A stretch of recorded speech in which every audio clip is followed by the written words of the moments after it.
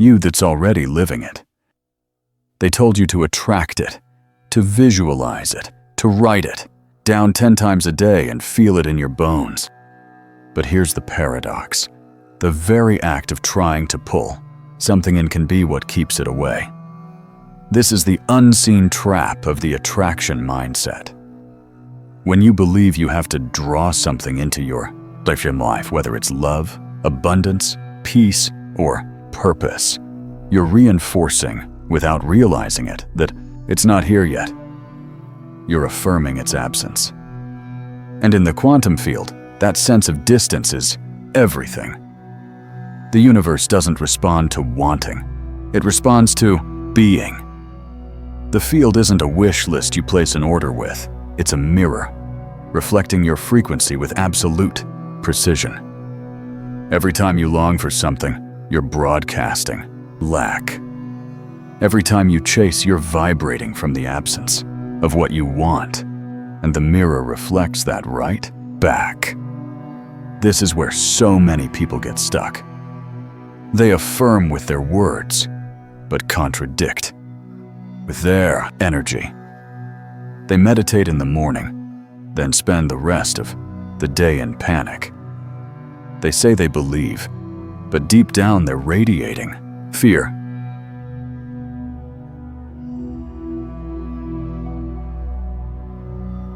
Or impatience.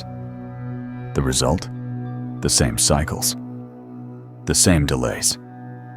The same almost manifestations. Here's the shift. You don't need to attract what you already are.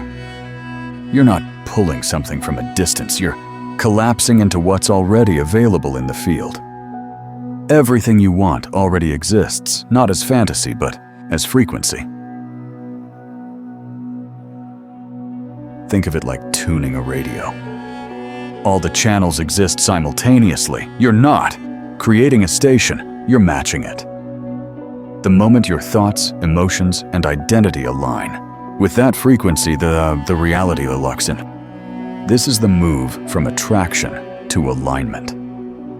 From chasing to embodying. From wishing to becoming. Joe Dispenza calls it the field of infinite potentials, a realm where every version of your life exists as energy. When you match one of those versions, reality doesn't change because you earned it. It changes because you became the you who lives it. So the real work isn't outside of you. It's not in rituals, scripting, or waiting for signs. It's in coherence, bringing your mind, emotions, and body into agreement with the reality you want. It's feeling now what you used to wait for. Acting now as if it's already yours. Thinking now like the version of you who has it, but out of delusion, but with energetic accuracy.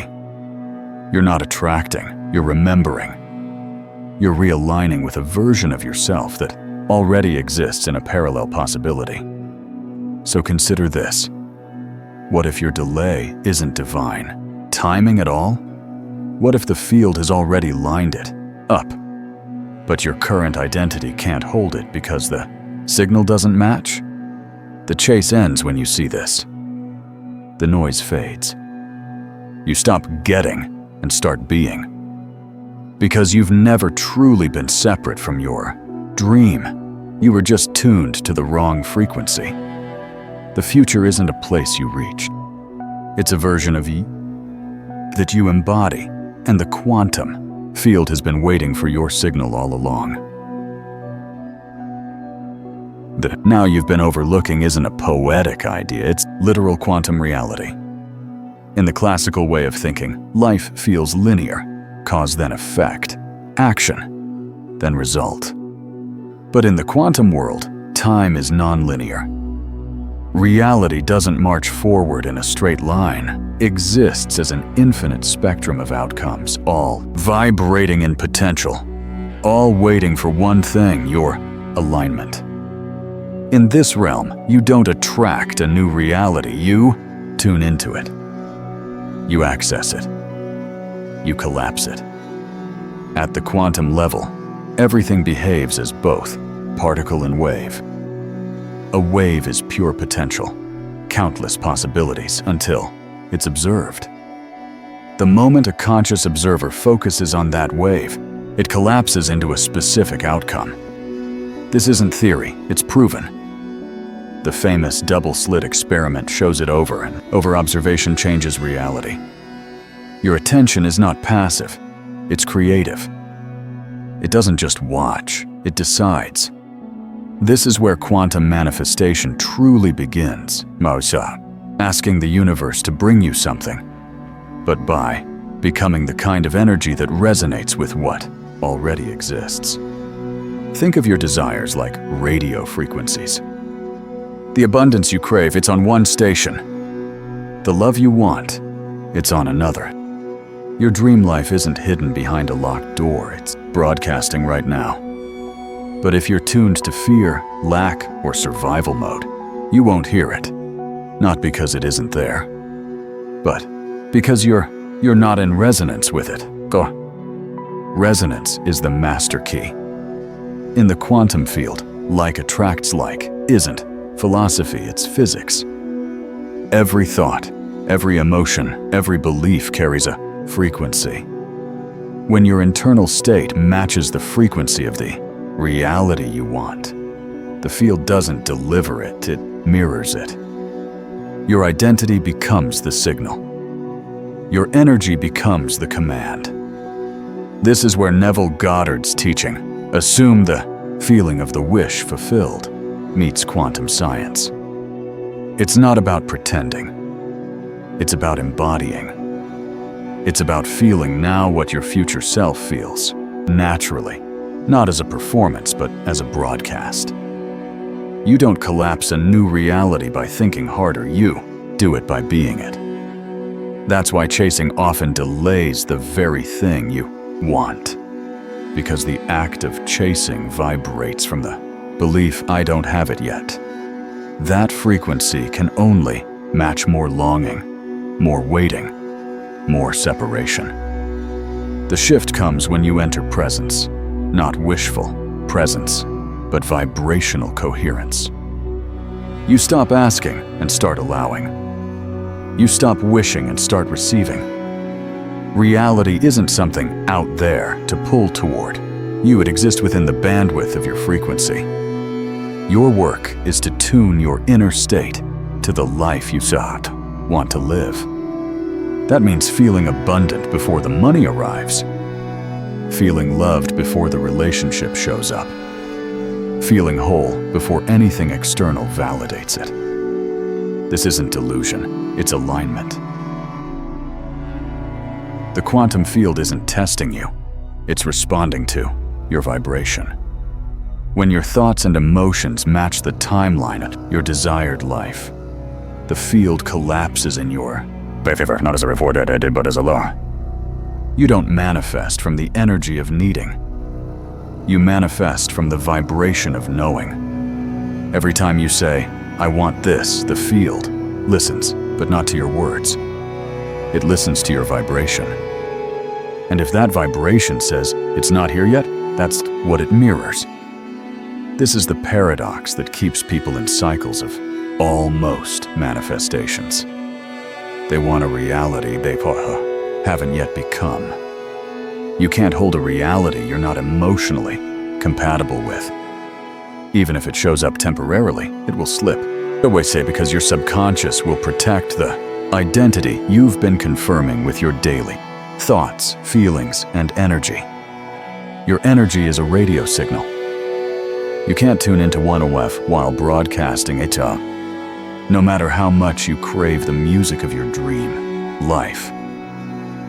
If your system is still vibrating with doubt, fear, or control, you won't pick it up.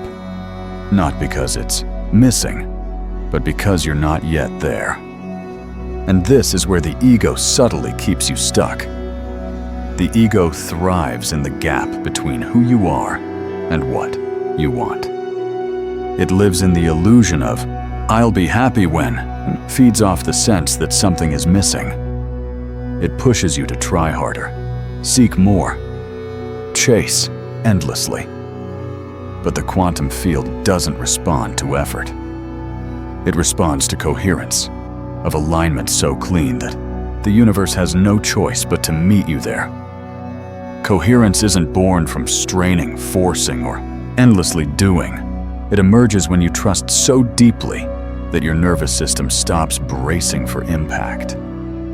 When your inner world no longer sends out conflicting signals, hope mixed with fear, desire mixed with doubt, you become a steady broadcast, one the quantum field can lock onto without distortion. Bruce Lipton's work in epigenetics makes this plain. Your cells are not simply reacting to the outside world. They're obeying the energetic blueprint created by your beliefs, emotions, and perceptions. Your biology is constantly eavesdropping on your inner dialogue. If your inner state says safe, whole, abundant, your actions, choices, and habits follow suit. If it says unsafe, lacking, unworthy, your life shapes itself accordingly. That's why the version of you who already lives your teased dream life is more than a mental image. It's a vibrational template. You can't just imagine their circumstances, you must embody their state. How do they breathe? What thoughts feel natural to them? What emotions are familiar? What do they simply no longer fear? These aren't role-play questions, they're the keys to matching frequency. Because here's the quiet secret. Once you begin embodying even fragments of that version now, you're already merging timelines. Each moment you choose differently, respond from your future self, or dissolve an old limitation, the gap shrinks. This is what the universe reads as readiness. And readiness doesn't look like fireworks. It looks like stillness. It looks like your nervous system relaxing into a truth your mind used to question. The moment of collapse in the quantum world is often so subtle you might miss it. It feels like nothing changed, and yet everything did. Your frequency shifted. Your timeline to tiltio. The signal you send to the field became clearer. The danger is in doubting it.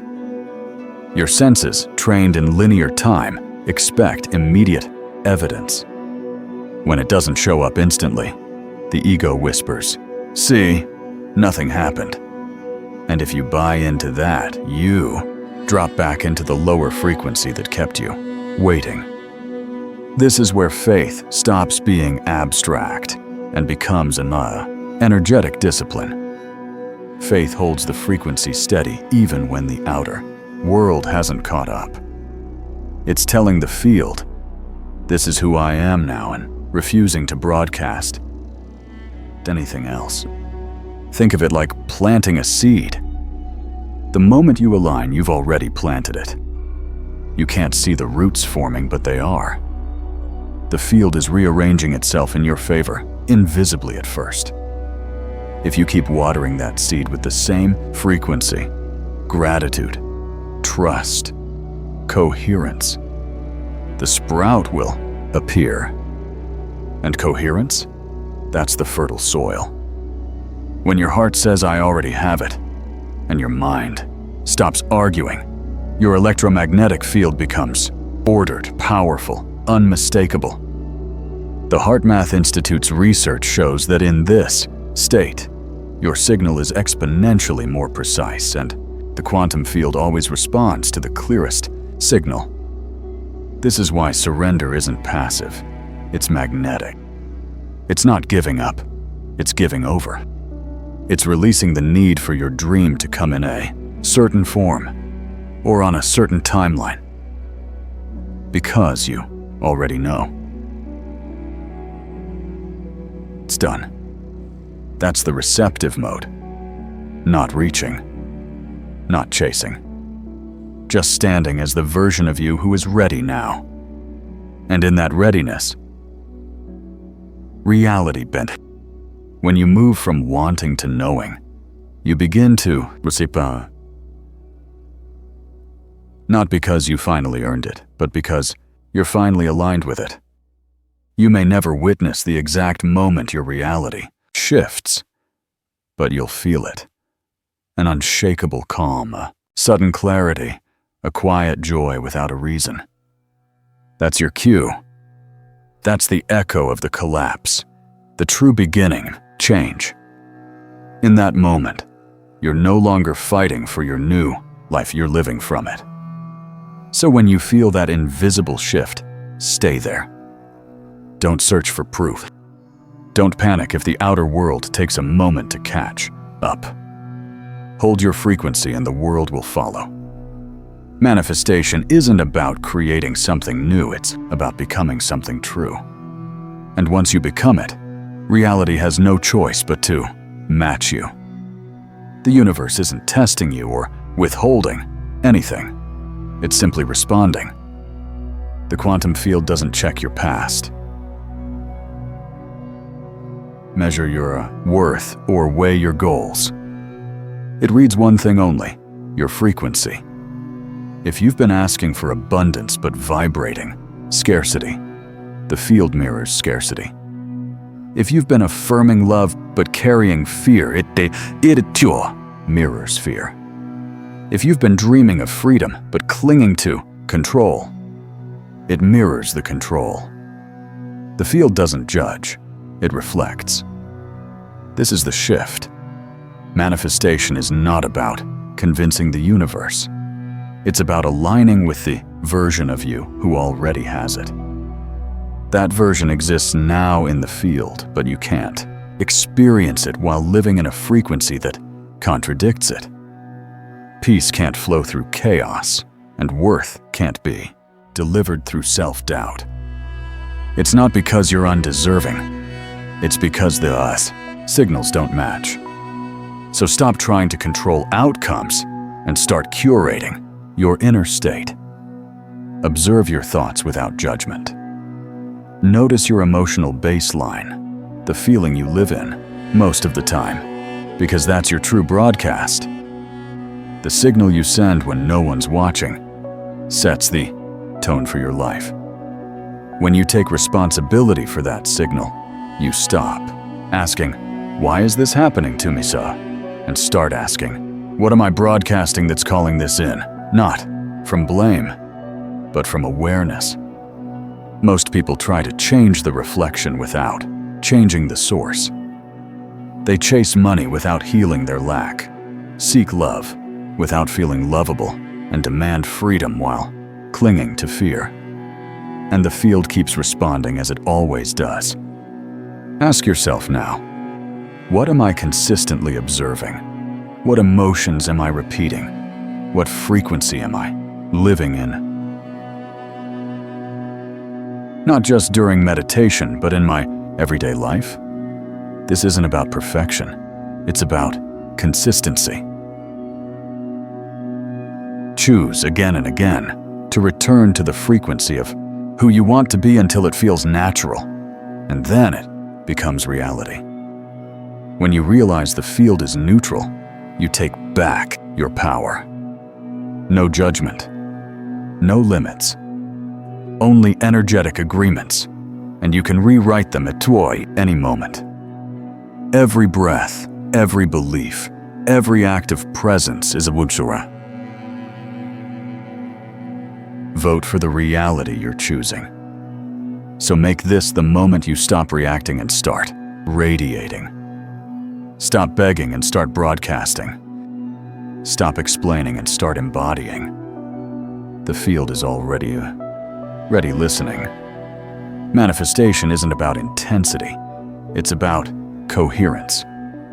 Emotional coherence. Energetic integrity. Alignment between what you think, feel, and are. The quantum field isn't swayed by effort. It's moved by a congruent signal. Forced positivity fails because it's out of sync. Desperation repels because it broadcasts lack. Coherence turns scattered wishes into a gravitational command. It looks like waking with gratitude before strategy. Choosing actions your future self would thank you for. Feeling peace before the results show up, because you know you're already tuned to them. When you stop micromanaging outcomes and start trusting your frequency, the magnetic pull begins. What's meant for you arrives, not through force, but through resonance. Each time you enter true coherence, your heart emits an electromagnetic signal far stronger than your thoughts. The field hears it in real time. You don't need perfect conditions. You need a coherent signal. You don't need more knowledge. You need more embodiment. You don't need to manifest harder. You need to remember who you already are. Your future isn't waiting for you to work harder. It's waiting for your coherence. When your vibration stabilizes in truth, peace, and wholeness, timelines shift effortlessly. Manifestation stops being something you do and becomes what you are. The field is listening right now. The only question is, just what are you broadcasting?